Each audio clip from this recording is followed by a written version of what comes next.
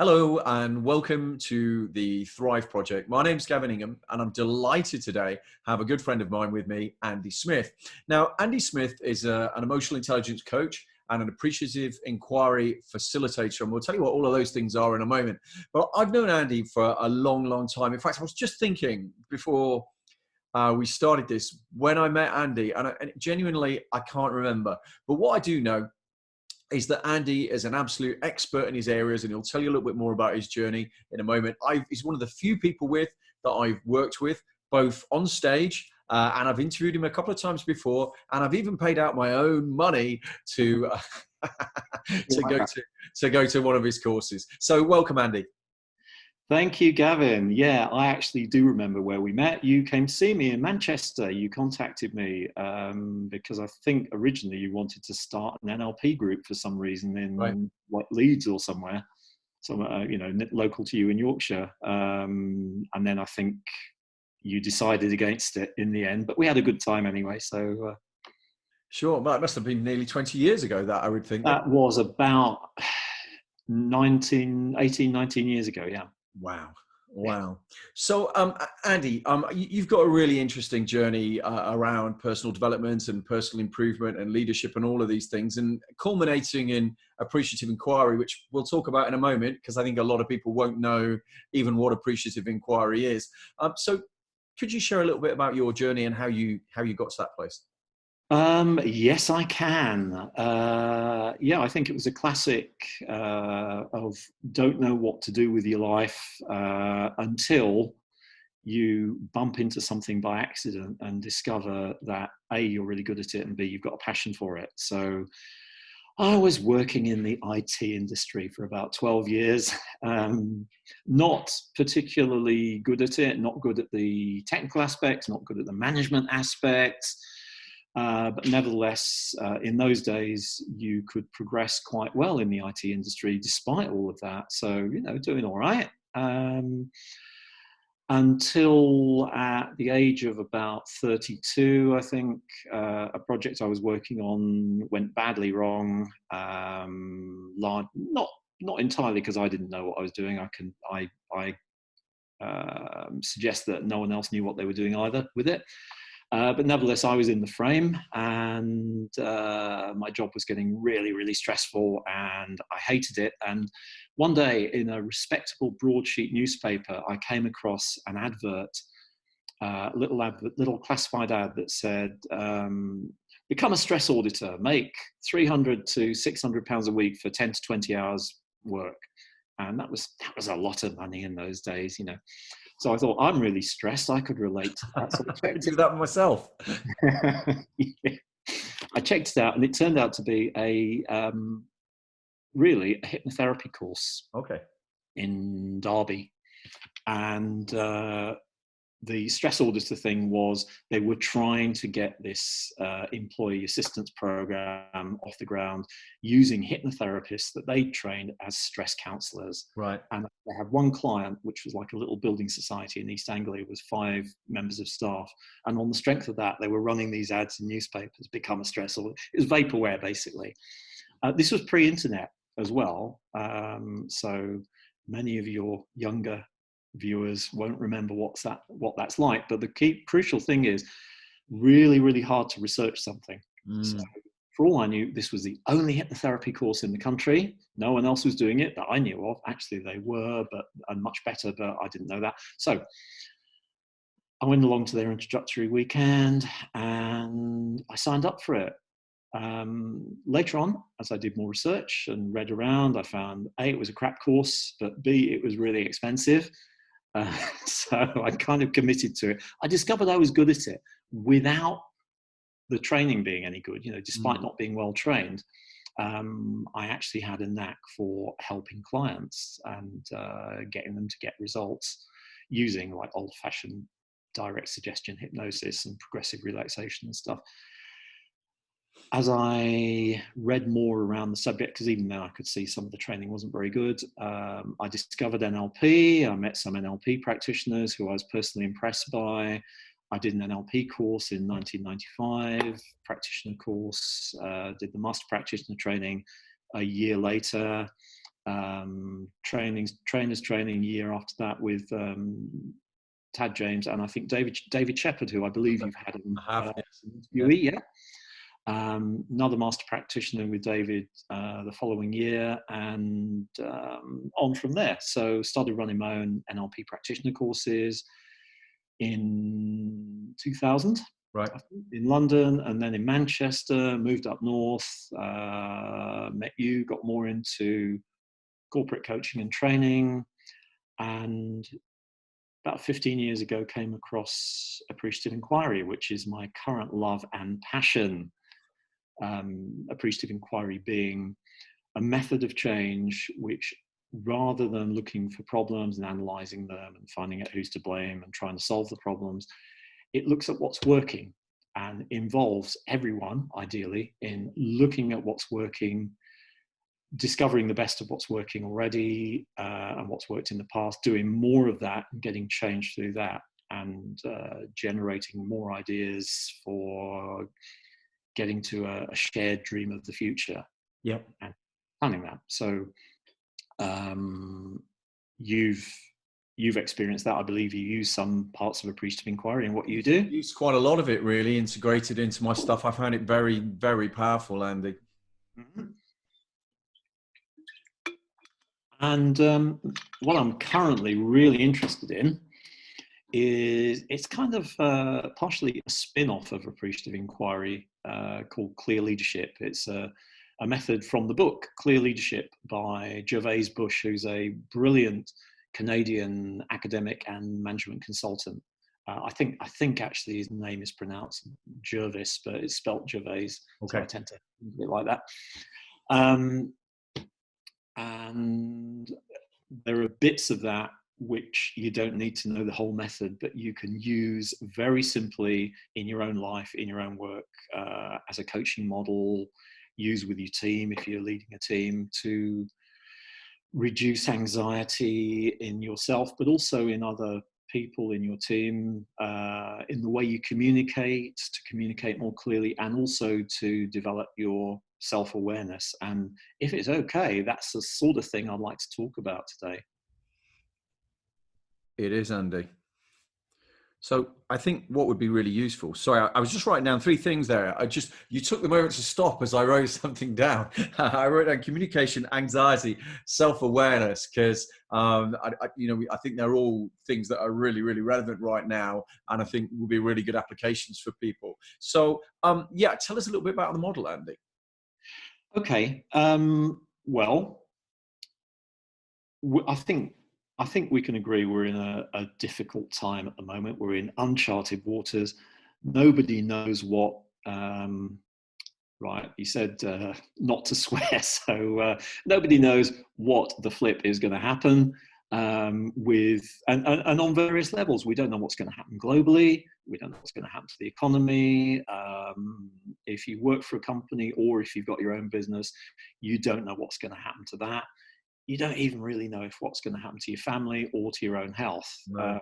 So we haven't got a map for where we are now. We're finding our way through it step by step, really, and hopefully finding our way through it together and learning from our experience as we go along.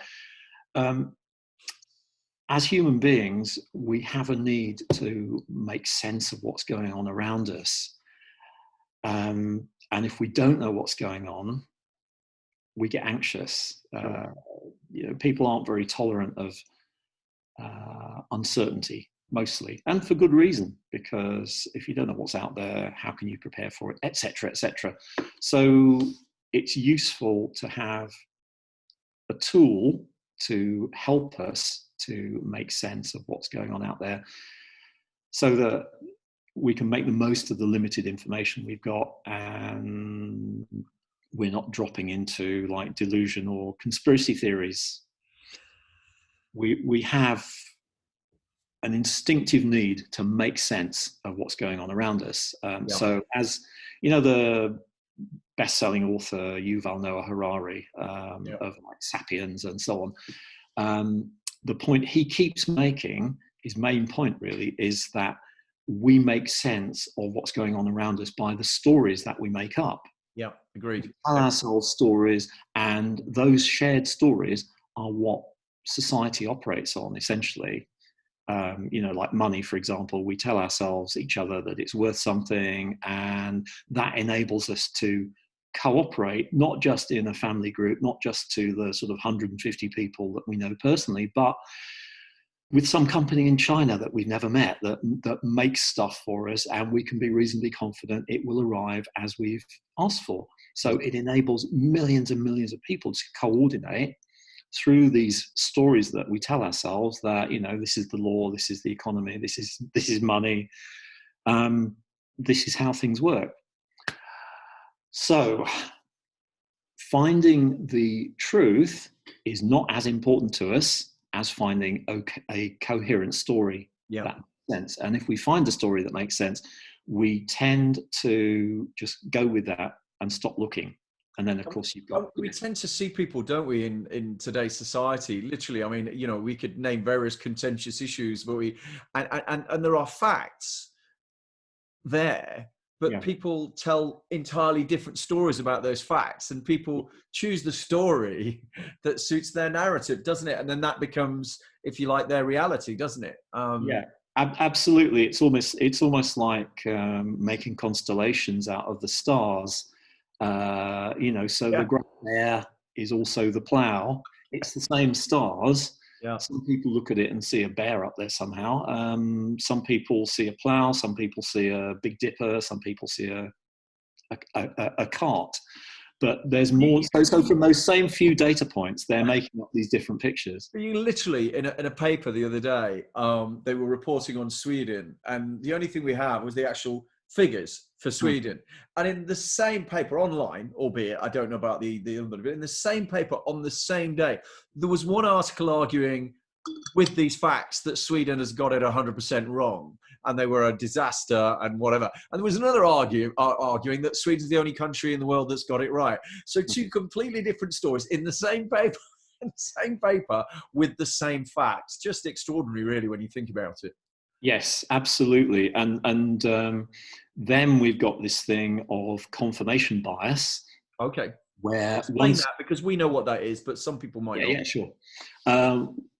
When you believe something, as soon as you start believing something, your mind starts to filter the evidence coming in through your senses. So evidence that fits your belief, you'll notice it. You'll tend to big it up. You'll tend to think it's more important. Evidence that contradicts your belief, you will tend to probably not notice it in the first place, or play down the importance of it. Or if somebody's arguing with you and they come up with some fact that doesn't fit your model, you will go off and find some evidence to argue back. And the net result, this is called the backfire effect, the net result is you're probably even stronger in your convictions of what you believed in the first place, because you've gone and found this extra evidence. So all these arguments that go on Facebook are just actually serving to reinforce people's opinions. Absolutely. It's completely pointless. It really is. There are ways around it, but I'm not sort of well versed enough in them to talk about them now. And also, they do take a bit of time. You have to find the common ground with people first and start with that. Some of the people, you probably just don't even want to.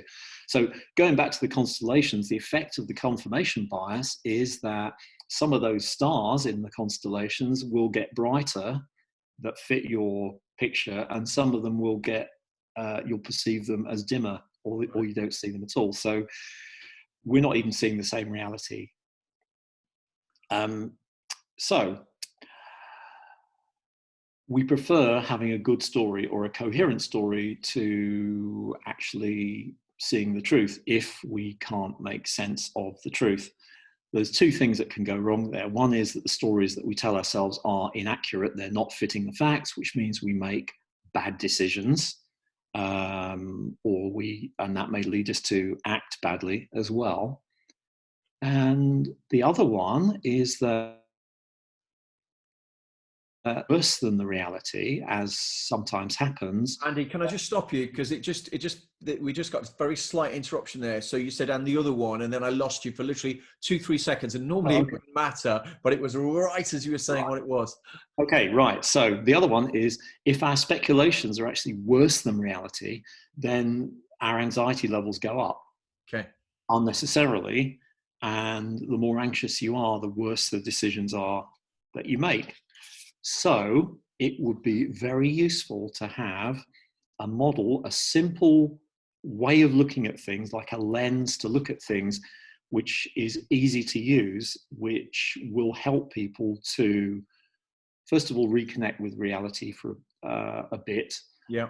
Also bring down our anxiety levels, also help us to look at our own thought processes and see where we're perhaps skimping, where we're a bit light, where we've not been putting attention, where it would be useful to give our attention. That you can also use, obviously, as a coaching model, and also as a way of, if you're like leading a team or something, give you a way of sharing your experience with people so that they don't get worried.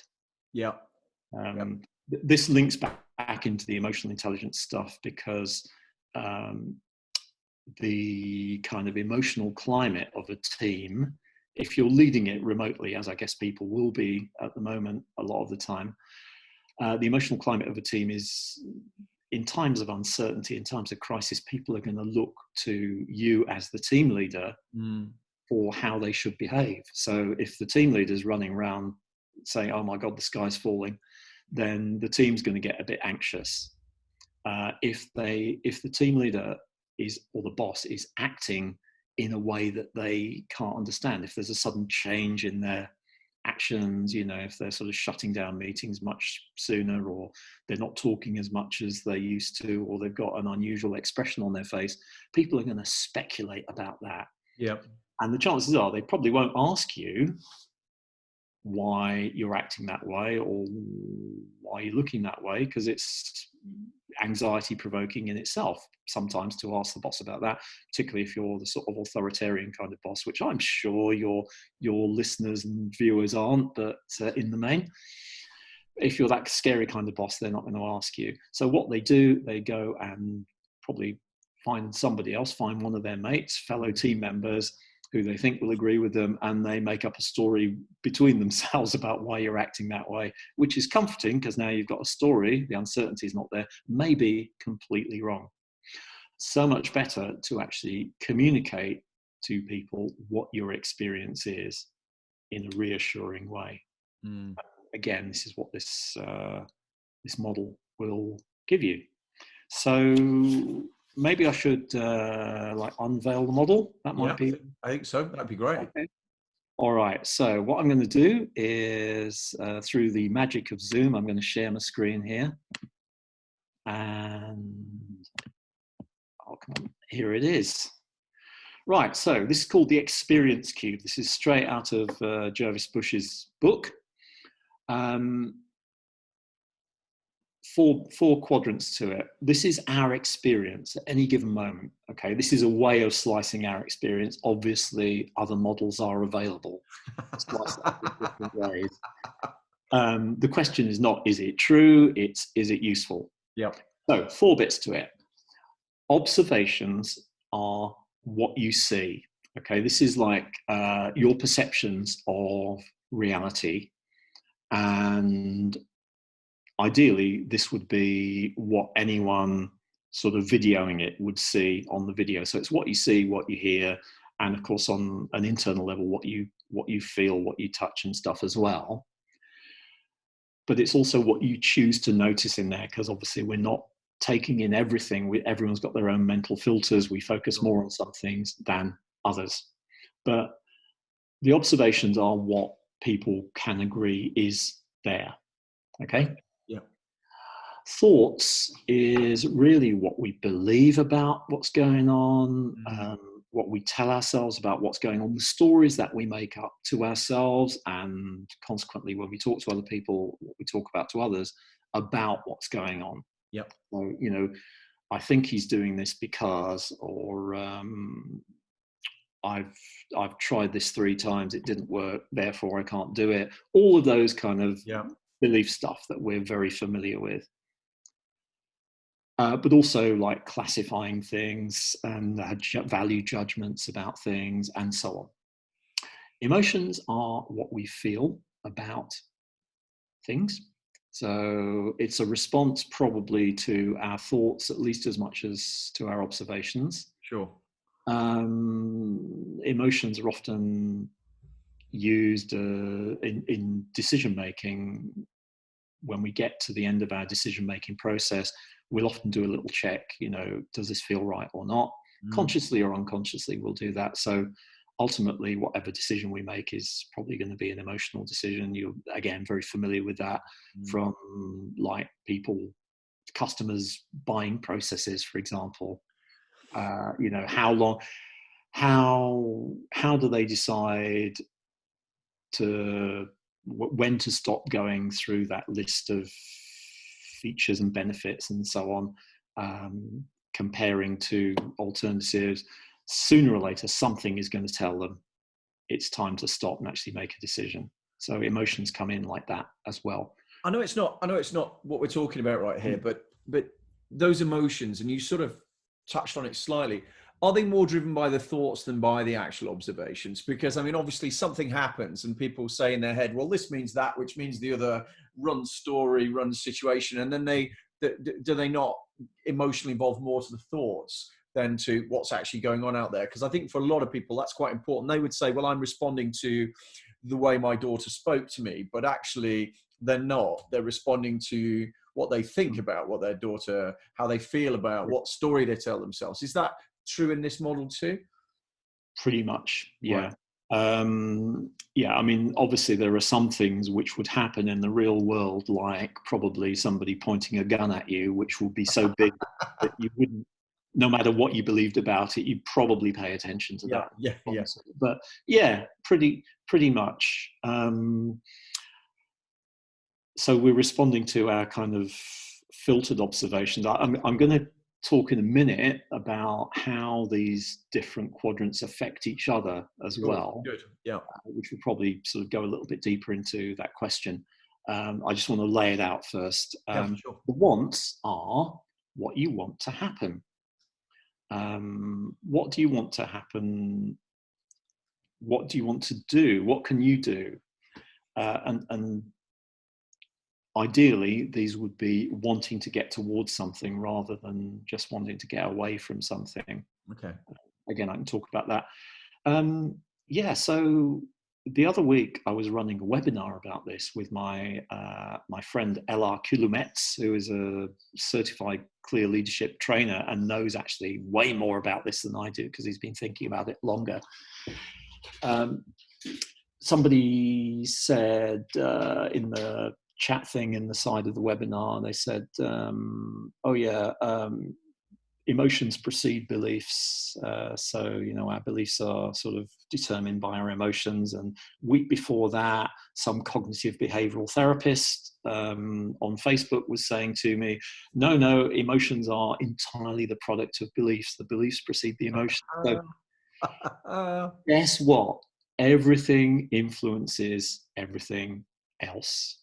So your thoughts about what's going on are built up from what you observe, but after that, once the beliefs are in place, what you think is important is a thought. So that's going to influence what you even notice. Yeah. Yes, our thoughts, we can have emotions about our thoughts and our how we feel about what happens goes through our beliefs and what we tell ourselves about it. At the same time, and I think this is often missed, is what we think changes depending on how we're feeling. Okay. So if we're feeling good about the world, let's take this about what you believe about yourself, for example. Okay. Not you specifically, Gavin, because I know you're sort of 10 all time, but I don't know about that, Andy. at least in principle, right? But when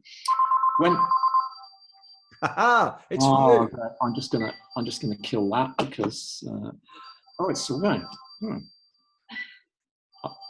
I've got rid of it. I haven't got rid of it. Pick it up and take it out, Jules. Eh? Well, there you go. Anybody who thought these were being edited and they weren't live, there you go. They are. There you go. It's live. Yeah. So, on a good day, when things are going well, I think I'm pretty good. I think I can handle any situation in the training room. I think I'm reasonably bright. I can walk into any type of client at any kind of level, C-suite or whatever, and feel reasonably confident about it. Okay. Yeah. Yep.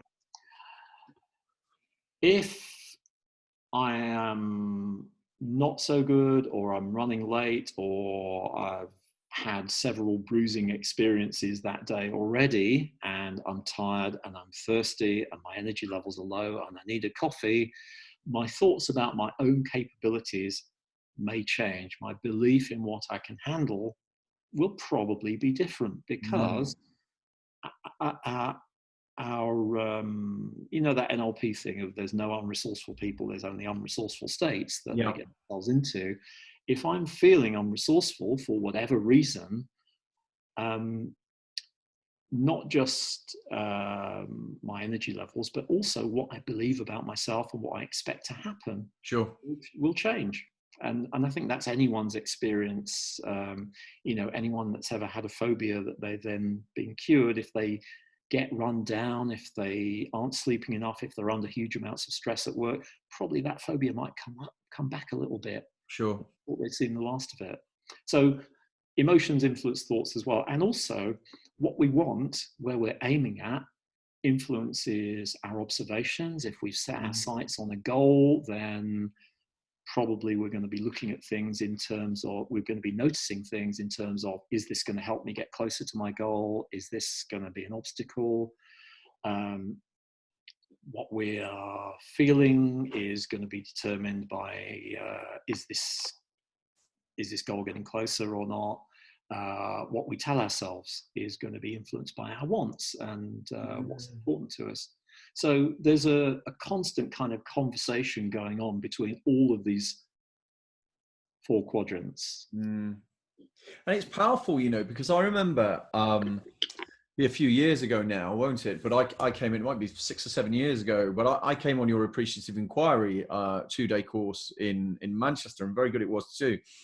And you do this exercise where you look back at things that, something you were proud of, and etc. And then with those emotions grounded, you then talked about what you wanted.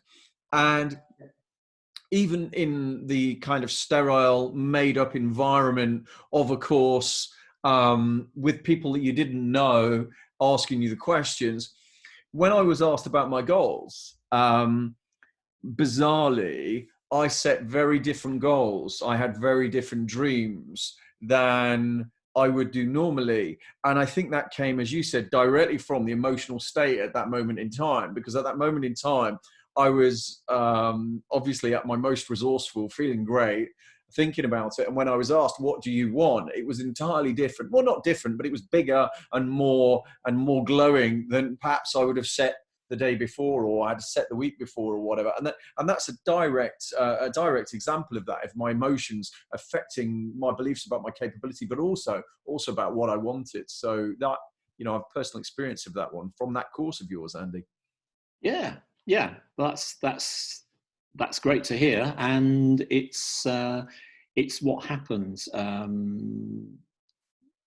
The way we feel, and what sometimes just what we observe psychologically primes us to behave differently, feel differently about things, think differently about things. I mean, there's a lot of psychology studies about how quite trivial things can change the way that you think.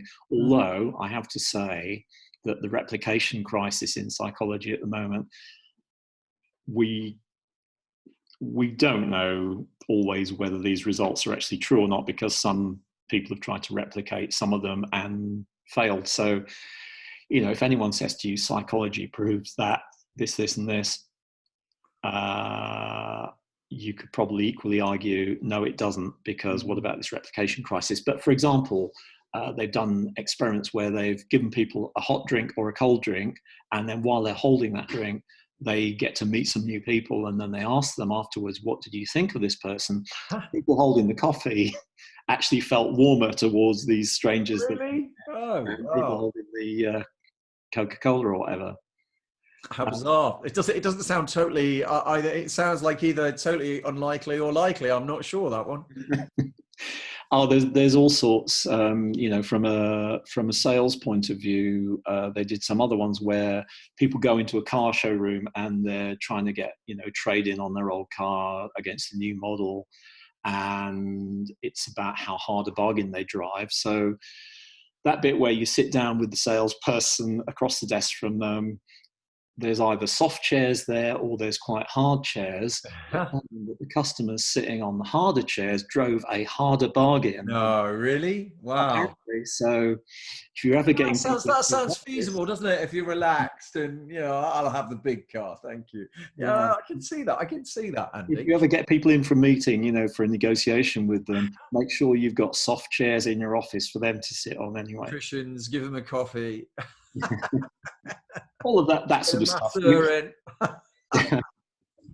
So the thoughts and emotions and the wants and the observations all influence each other all the time. By the way, some of your more astute viewers will be looking at this thinking, hang on a minute, this isn't a cube, it's a square, it's flat, it's two-dimensional. I've got my own speculation about this. I don't know if this is Jarvis Bush's official line on it or not, but I think the third dimension probably would be, on the surface, we've got our conscious observations and thoughts and feelings and wants that we're aware of, but there's also unconscious thoughts, emotions, wants, and even observations going on that we're not consciously aware of. You know, those sounds that are too quiet for you to consciously hear, but again, in psychology experiments, they found that they influence you, and so on. So I think the conscious unconscious thing might be the third dimension on there. Doesn't matter anyway, because as we look at this and we start using it as a model for decoding our experience, more of it becomes conscious anyway. We become more consciously aware of what's going on in our minds. Cool. So what are one or two things that people can sort of take away from this, Andy, and go, I can use that right now, or in the future, or at home, or with family, or in leadership, or whatever, to make sense of this and get a better handle on what's really going on? Okay. Well, and can we have you back, or yeah, sorry, I think we've probably got it's a simple enough sort of model, those four squares, so probably everyone's seen enough of it for the moment, so that's fine. Yeah, if you need it back, we can bring it back, but yeah.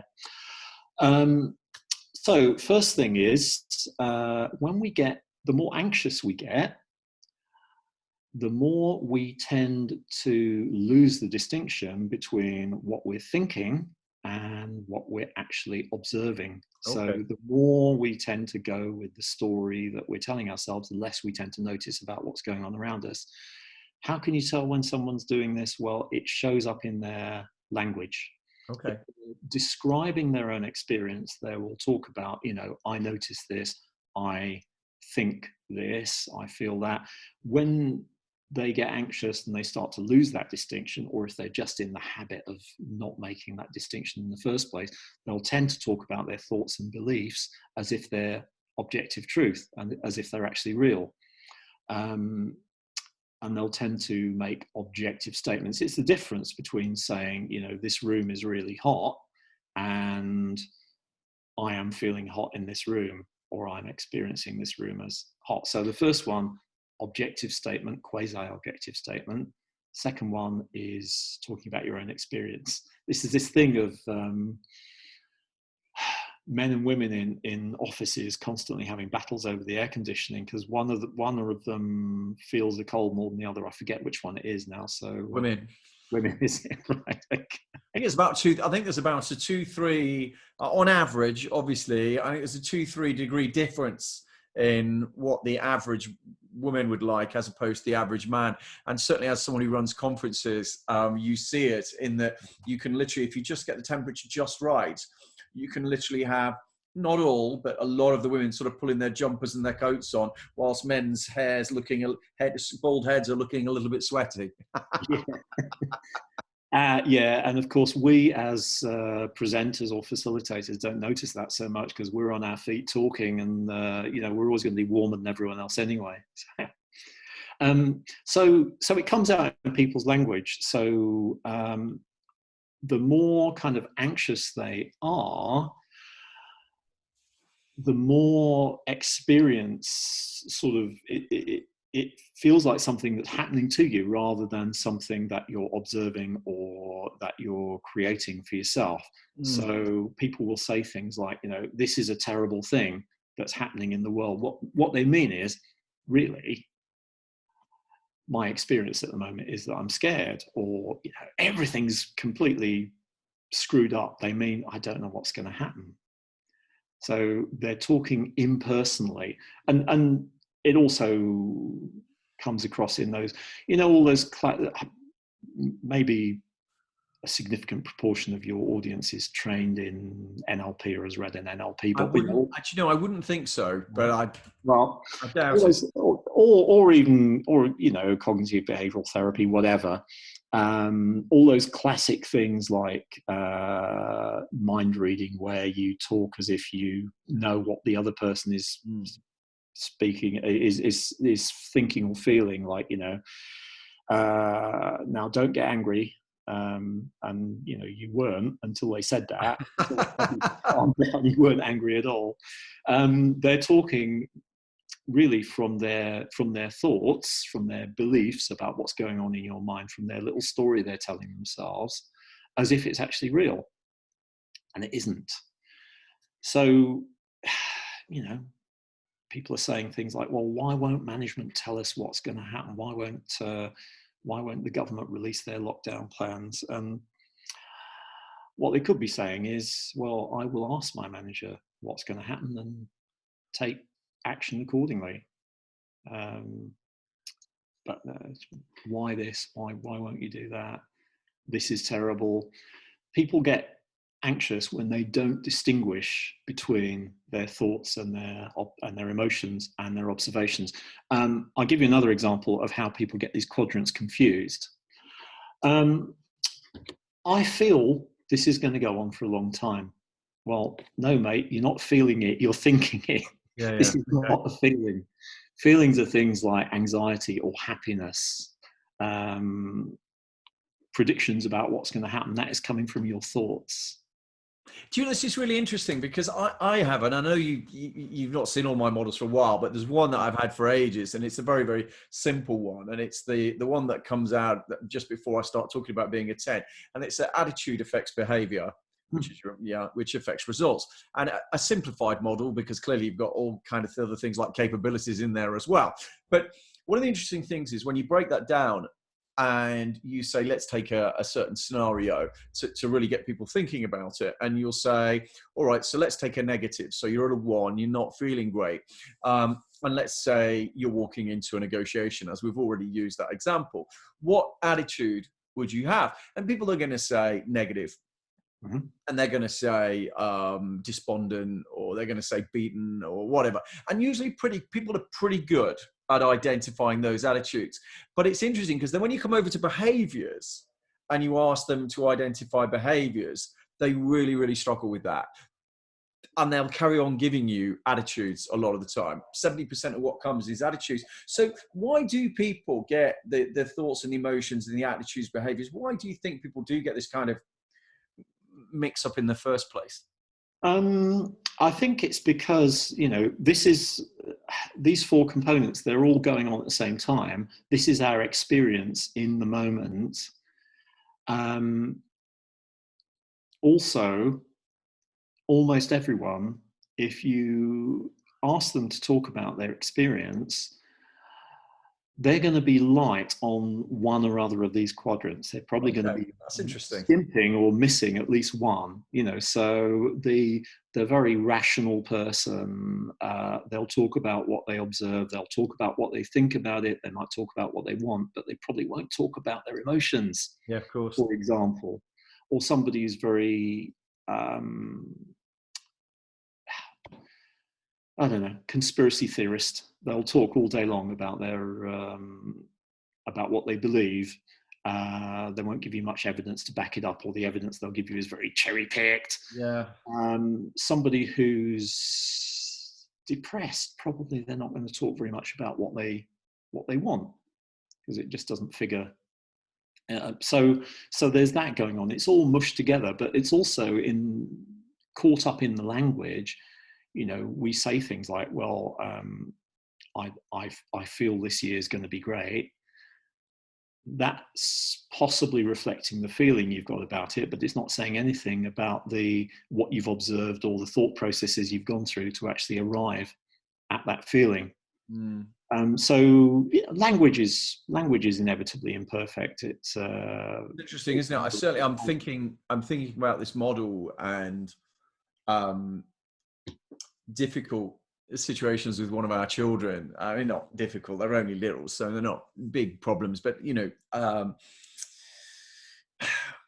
and when we try and deal with it as parents, it is noticeable that one of us tends to focus more on observations and wants, and the other tends to focus much more on emotions and particularly beliefs.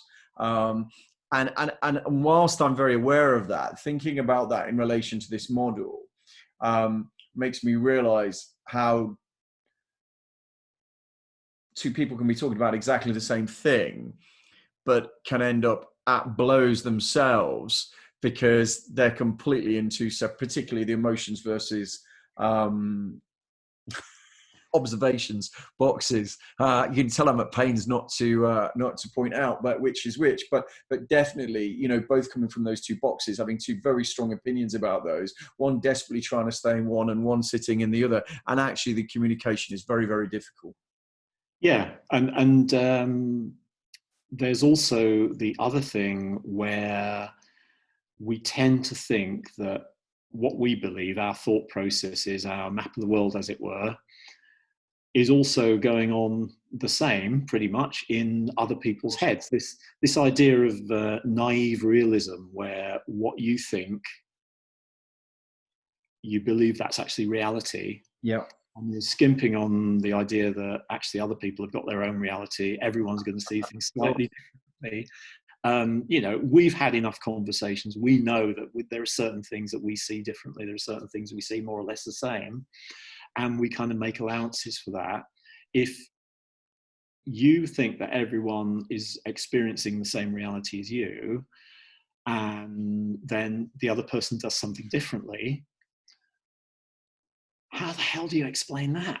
Because they're in the same world, they're seeing the same world as you are.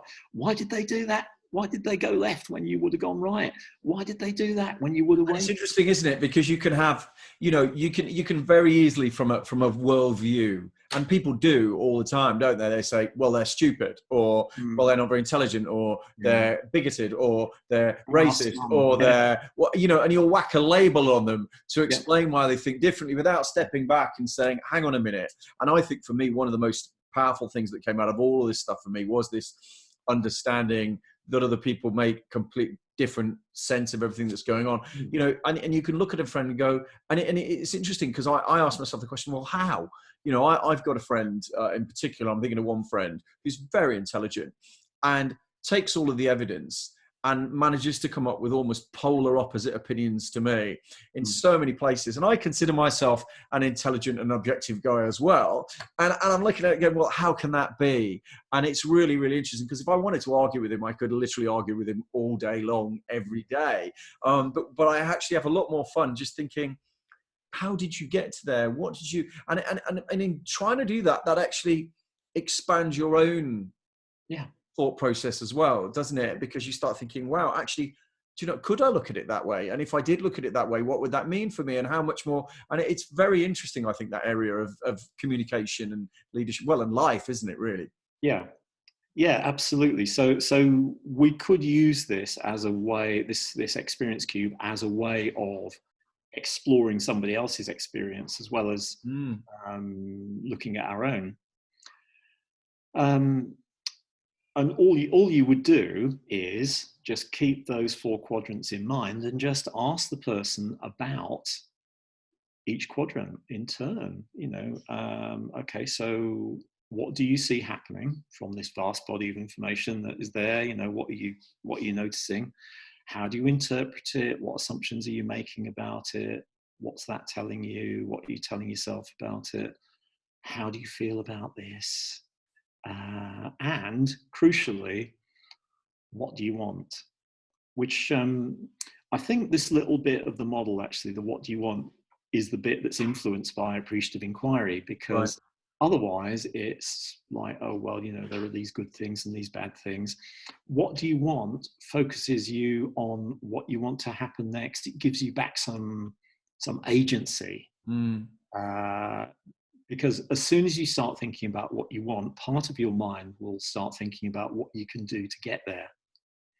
Well, because your journey, and as I remember it, and I apologize if I remember this incorrectly, but you were massively into NLP, and you're still massively into NLP, but you've specialized in other areas, and you had a bit of time in solution focus, didn't you? Yeah, that's been kind of running along parallel. And when I saw clients, I used to sort of use type stuff together. Yeah. Yeah, and in my very naive way, because NLP does it too, but particularly solution focus and appreciative inquiry, the focus is very much on what you want, on where you want to go, and the positives that are going to help you get there.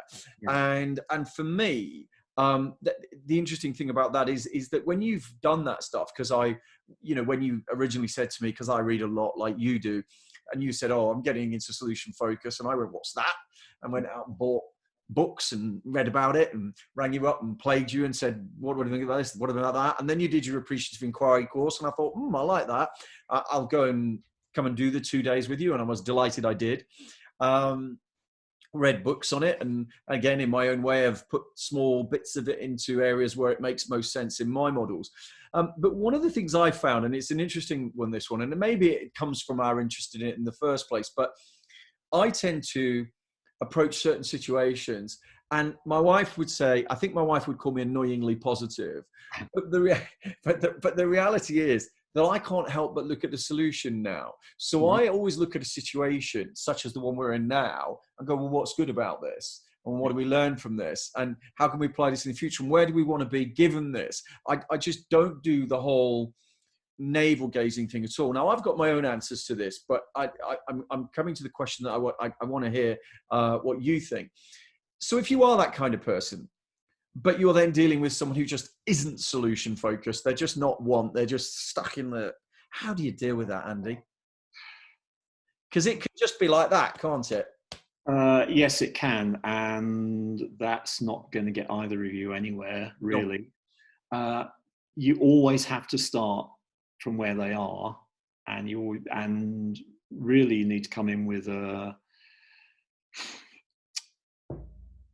so there are 2 modes of kind of talking to each other, right? There's persuasion, which is what we're in most of the time. Very often we're trying to get other people to see things our way. We're trying to get other people to do things because, the reality we see is how things actually are, and we're right, and they are either stupid or crazy or a Russian troll or delusional or whatever.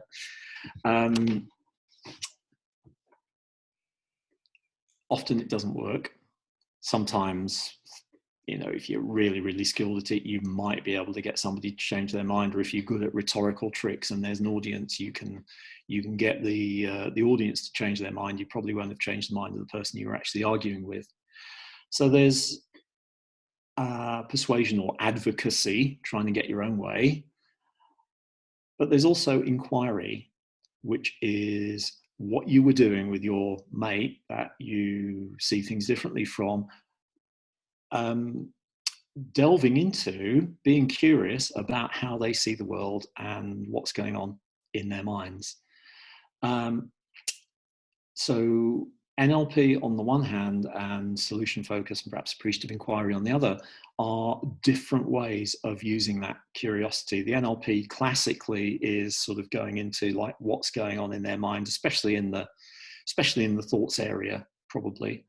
And seeing almost like where it's gone wrong. And if we do this little change, all of a sudden you'll get a better result. Solution focus and appreciative inquiry are much more really kind of on the surface and taking what people say at face value, taking people as being like their own experts. And we are just asking people about what's going on, but particularly asking people about what's going on in areas that they may not have looked at, because part of people's problems may be if they're just looking at problems and they're just looking at where they've always looked, and lo and behold, the same problems keep happening for them. If they looked somewhere else, maybe they would find solutions that have been there all along. So just turning their attention in a different direction. So just asking them about, what's worked and what's good, rather than what problems have you got and what are you rubbish at. As Marcus Buckingham, in his books, he's very much of the opinion that you will get a lot more mileage from finding out what people's strengths are and putting them in a role where they can use those strengths, rather than finding out what the gaps are and trying to give them training course after training course to try and fix those gaps. And actually, they're never going to be very good at whatever you're training them in. I read, and that's not just skill sets as well. That's attitudes, because I've always found that with salespeople that one of the challenges is that actually the skill set you require of being able to ask questions and listen and wrap that up and whatever you believe that skill set is actually very similar from customer service through field sales through cold calling. It's actually a very similar skill set, but even the mindset is different. And it's very difficult. So you can take somebody, and a great example would be, you could have a salesperson who, I don't know, had been knocking on doors selling dish rags, I don't know, and was incredibly good at it. They boomed in, whatever, blah, blah, blah, blah. But then you said, okay, great. What you need, mate, is a proper career in sales. You'd be great at IT sales or something like that, which is a 6 month to 1 year sale and requires a completely different mindset. And despite the fact that they would appear to have the focus and the energy and the questions, actually they're hopeless at it. And you're far better off finding the right person for that job and the right person for that job than you are actually trying to persuade somebody to do something. And as you say, a lot of books written on that. Now, Andy, I interrupted you a bit back with the longest interview by 1.5 miles. So we might as well carry on and not shortchange anybody. So so let's start again on this one. Just a bit of repetition so that it's all in one place. You were walking through the questions to ask in each of the 4 boxes. And just done the first box. So let's do that one again and then go through the others so they're all in one place. Okay. So observations. What do you see happening? What do you actually notice? Right. The one about investigating thoughts, how do you interpret what's going on? What's your analysis, you could say, if you're in a business context? What are you assuming about it? What do you believe is going on? What are you telling yourself? For those people who've got little voices in their heads telling them things, what are you telling you? What are you saying to yourself about this? Of course, some of your viewers will be listening to this going, voices in my head? What's he talking about? In the emotion quadrant, what are you feeling? Simple as that. Not, how does this make you feel? Because that's implying a causal relationship between stuff that's going on and your feelings, and puts people back into victim mode. But what are you feeling about this? And in the wants quadrant, it's just, what do you want to happen? What can you do? What do you want to move towards? Where do you want this to go? What's your best hope for this? Any of those kind of questions. Brilliant.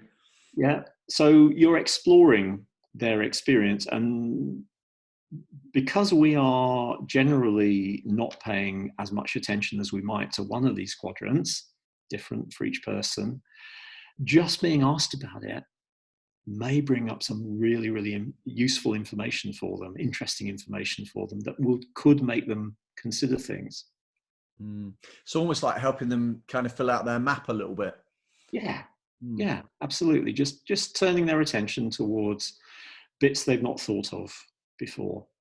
And this is particularly true with the wants, I think, because we get so focused on very often dealing with problems day to day. And, you know, like with the to-do list, you cross a thing off your to-do list. There's always going to be more things on the to-do list. And you deal with that, and you deal with that, and you deal with that. Dealt with this problem, dealt with that problem, dealt with that problem. Very often people don't raise their eyes beyond that and look at what they actually want to happen in the future. Where do they want to get towards? And can these be sort of reflective questions to yourself? Can you ask them of yourself? Does that work? You can indeed. You could get like a worksheet, I suppose, with the questions in each quadrant, and do a little written exercise every day. If you're thinking about, you know, what to say to your team, or perhaps even to your family about what's happening. What am I going to say in each of these quadrants? What do I notice? What do I think about it? What do I feel about it? Because people can't argue with that. You know, if you are talking about what you noticed, they can't say, no, you didn't notice that, because it's right there. If you're telling them what you think about it, okay, that's what I believe. You can't really argue with what I'm not saying it's right. I'm not saying it's reality. It's just what I think. Just being aware that what you think is not reality is a massive step for a lot of people, and will bring huge, huge gains. You know, the idea that other explanations are available. Maybe I will come to different explanations myself at some point as I learn more about what's going on. And certainly other people are going to see things differently. So they're not they're not crazy, they're not evil, they just see things in a different way, and they're acting on the basis of that. So yeah, you absolutely could use it either as a sort of formal exercise, or just, you know, particularly if you're having an uncomfortable moment or an awkward moment with somebody else, you could interrogate your own experience. Shall I share a little thing that happened to me? Yeah, please do. Yeah. All right, so the people that listen, Andy. People are still with us, or they're not at this point, right? I mean, we're coming up on what are we at? 58 minutes. So, okay, yeah. So, right, I'm not going to name the person, because I don't think that's fair. There's a bloke who has a guitar shop in England, and he loves making videos. He sort of, you know, tries it. Here's a new model that's come into my shop. And during the lockdown, he's been doing really, really, really good sort of basic instructional videos for, you know, guitar playing, how to play blues and stuff. So he was using this little product, this little thing that you play a bit of guitar into it, it records it and then plays it back to you, so you can jam over it. So that's cool. Yeah. So I dropped into his shop online and sort of to look up this product, and he's got a little chat box thing on his website, which very often he is there, and he will ask you, you know, any questions you want to ask, whatever. And so, yeah, I was asking him about this this little box thing, and I'm a customer of his, by the way. I bought a guitar from him last year. Yeah. He may not have known that, though. I asked him about this thing, and also I dropped him a little compliment about his guitar videos. I'm really enjoying those guitar instructional videos. Really good. You're a really good teacher, and so on. And so he says, okay, yeah. So do you want to join my Patreon and get some extra stuff? It's only $5 a month. And I went back, you know, in the little chat box, I'll think about it. And then he started going on, yeah, but it's only $5 a month, and think how much value you get, and then something else, and then something else. And I'm typing in, mate, you know, I've said I'll think about it. And more and more and more, and getting quite, as I interpreted it, quite aggrieved. What I didn't know until that moment, and then he said, you know, I can see what you're typing before you send it. It's an interesting little fact about these chat boxes on websites. A lot of them, possibly not all of them, before you press the send button, they can already see. Really? Yeah. Whoa. So he was responding to what I hadn't That's a sent. bit of a Bob and Shell moment, Andy. Yeah. So I was left feeling sort of quite kind of awkward about this conversation, almost like he was trying to shame me for not going immediately for his Patreon. I think I downloaded some little chord diagrams and things previously when I'd seen this, and then I couldn't see anywhere to download them when I came and looked at the video again. I think he's probably taken them offline and put them behind his Patreon shield. So I was asking him, you know, where can I download this? And he was talking about the Patreon. Anyway, I was left feeling like, oh, you know, I'm taking stuff without, not without permission, but, you know, he's doing all this and I'm, you know, free riding on him and so on. And then I examined my own experience there in the moment. I thought, okay, so I observed this thing was here. Now it isn't. What do I think about this? Well, he's probably realized that if he puts it behind the Patreon, then that gives people an incentive to, you know, it is only a £5 a month.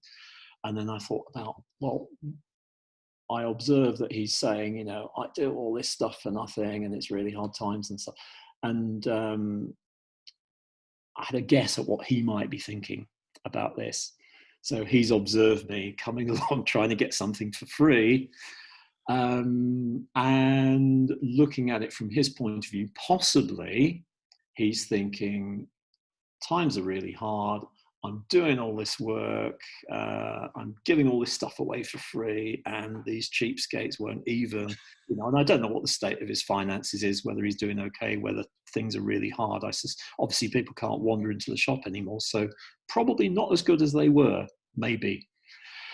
And the result was my emotion about it changed. I didn't feel he was getting at me anymore. I felt, okay, yeah, he's probably having a hard time. He is giving all this stuff away.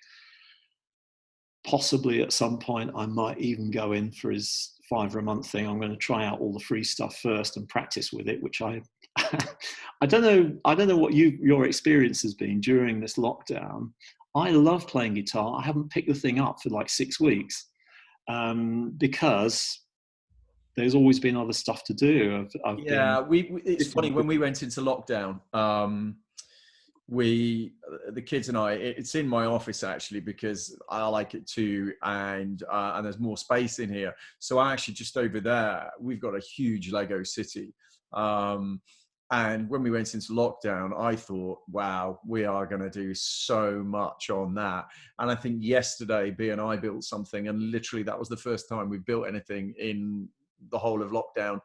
They've been in and played with it a bit, but we've not built anything till yesterday. And you're right, we've been busy. You know, the sun was nice. We've been in the garden. We've been doing loads. We've been doing that gym. We've been doing all sorts of things, but we haven't done that. So yeah, similar experience.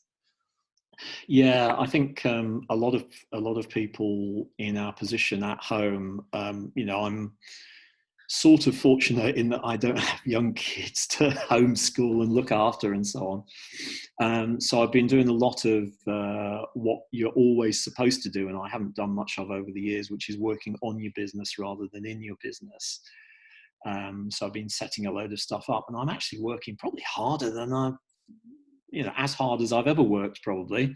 Well, I said to a friend of mine, I've done more on these interviews and promoting these interviews and creating a website for the interviews and doing the interviews and finding people to interview and blah, blah, blah. I've done more on this. I've probably put more hours in on a free project than I was putting in on my business. Now, I suppose that's not surprising in that my business has been going 20 years and I've got clients, but nonetheless, yes, it's a bizarre experience because I'm at home, so there's not travel. So I've had more time with the children, but I haven't had all day in the garden. I've not been involved with the schooling, et cetera, et cetera, et cetera. My wife's been doing that. So yeah, I think people in our industry, you're either down tools and went, that's it, or they pivoted and went, I'm going to sell this.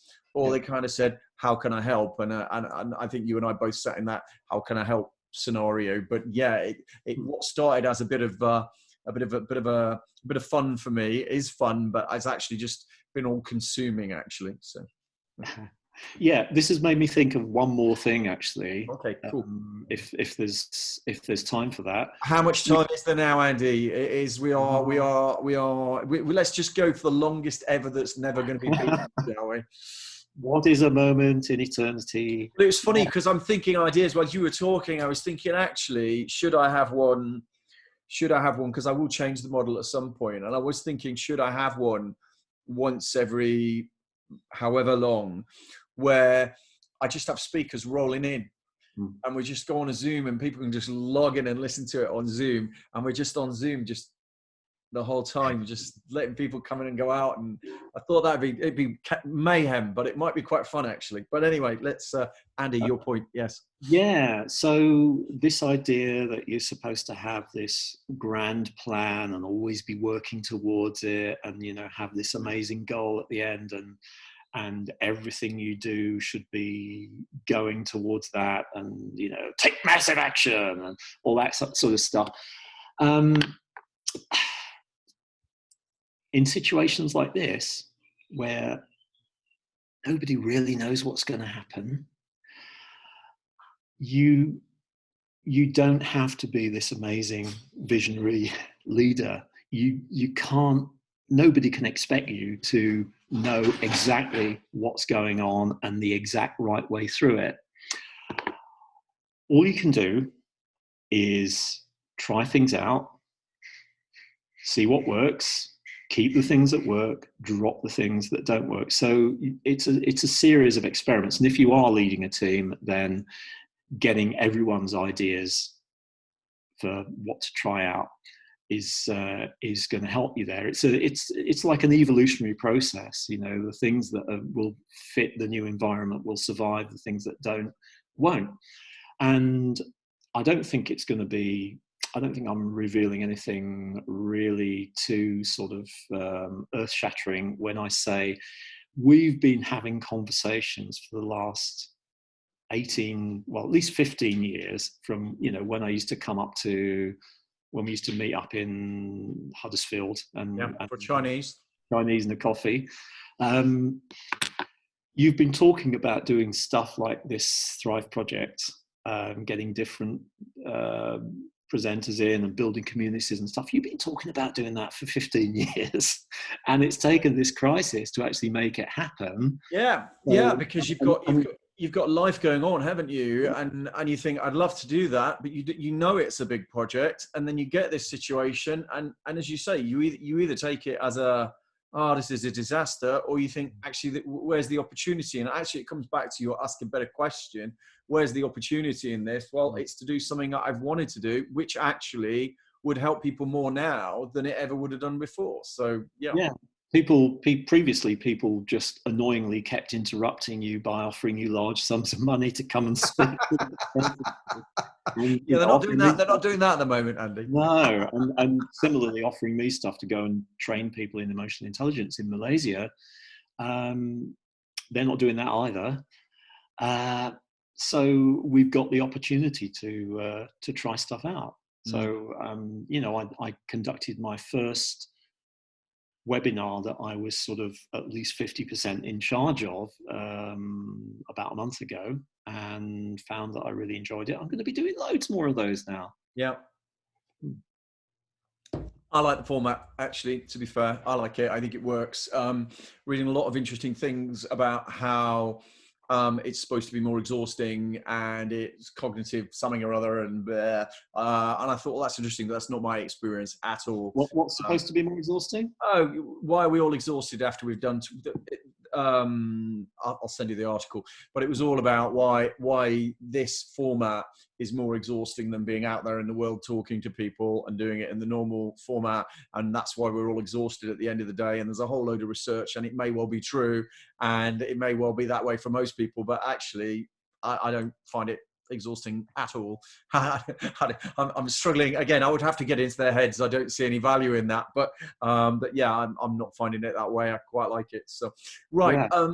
Good, Andy. we've been talking a while. I'm sure people have absolutely loved what you've got to say. I found it really, really interesting, and there's definitely a few things in that model I'm going to have a think about how I can apply those to make them work for me and for people I work with. As a sort of a wind up, finish up, is there any sort of story, metaphor, rhetorical question to do, something you'd like to wrap up with? Okay, story question. Yeah, okay. It's more of a question for your audience. Actually, no, it's not even a question. It's slightly flipping a way of looking at something. People hate to be wrong. Okay. Yep. They really do hate to be wrong. It's an uncomfortable feeling. It's awkward. It's jarring. And this is another reason for that backfire effect and people not wanting to take on new information. Because, you know, if we're wrong, oh, we must be stupid. We must be, mistaken. Other people are smarter than us. Other people are righter than us. Possibly other people are morally better, etc. Sure. There's all sorts of judgments attached to it. So rather than admit that they've been making mistakes, people will very often just continue on down the same path.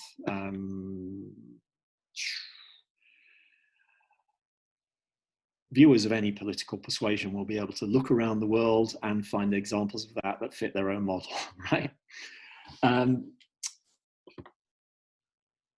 But since we aren't omniscient, since we all have our own filtered view of the world, it's going to happen occasionally. So how do we make updating our sort of database of information and thoughts, how do we make that as painless as possible? Try this. What if instead of asking, what am I wrong about? Or what have I been mistaken about? Instead of that, ask, what's surprised me this week? Because, you know, if something doesn't turn out the way that you expect it to, you could say, well, I was wrong about that, because that tends to have a nasty emotion attached to it. What was I surprised about? So it's the same thing, but it's describing it in a different way. It's taking a different thought. Actually, you know, you can have pleasant surprises, you can have unpleasant surprises. Either way, no judgment attached to it. It just means you've noticed some new information that's made you update your way of looking at things, the way that you think about things and probably feel about things, possibly even what you want as well. So at the end of each week, you could ask yourself, what have I been surprised about this week? Yeah, so just like simple, little, easy thing. I don't want to overload people, but at the same time, it could have profound effects. Forget being wrong about stuff. What have you been surprised about? Brilliant. Love that, Andy. Thank you very much. So if people have enjoyed this and they want to reach out, find out more about you, engage with you in any way, what is the best way for people to do that, Andy? Okay. There are two ways. One is to go to my website, coachingleaders.co.uk. The other one, and this is especially true if you're a manager, a change agent, a coach, a trainer, anything like that, I've got a little group on Facebook devoted to sharing information and tips and stuff that I've found in the areas of appreciative inquiry, solution focus, anything to do with like positive change methods. And the group is called Positive Change Methods. So if you just type that into Facebook and look in the groups, that will, and apply to join it. And for heaven's sake, answer the questions that the system should ask you when you apply to join. If I don't know you and you don't answer the questions, probably chances are you're not getting in. So it's a lively, supportive group. And there's a lot of information. A lot of information. I was looking at it last night. There's a lot of information in the units as well. It'd be very useful for people, sure, certainly. Huge amounts of curated information and more being added all the time as I or other people come across it. And can I also mention my webinar coming up? Please do. Yeah, on this very same subject of the experience cube. we have a webinar, LR Kilomets and me, on April the 15th at 10 o'clock, talking about the Experience Cube. It's an hour long. It's mainly me interviewing LR about it, because he's looking at it more from like a management perspective. And he's got, slightly, not even a different view, but he's different aspects of it from what I tend to. So, and if it's post April 15th, will they still be able to get that somewhere, do you think? They will be able to get the recording if they sign up beforehand. Yeah, for sure. Okay, cool. And after that, we've got a couple of workshops coming as well. If it's after April the 15th, join the group and you'll let people in there know anyway. So I certainly will. So yeah, if they go to coachingleaders.co.uk/webinar, they can sign up for that. They can go onto my beautifully crafted landing page and brilliant. Well, you did talk for an hour and 15 minutes, giving us a lot of value, Andy. So I think you deserve the 2 or 3 different links for people to go and look at. So thank you so much for your, all of the information. I've certainly learned some stuff there, and some stuff that I'm going to go away and think about in relation to how I can apply it in certain relationships and conversations that I have. And I'm sure other people could do the same. So thank you again.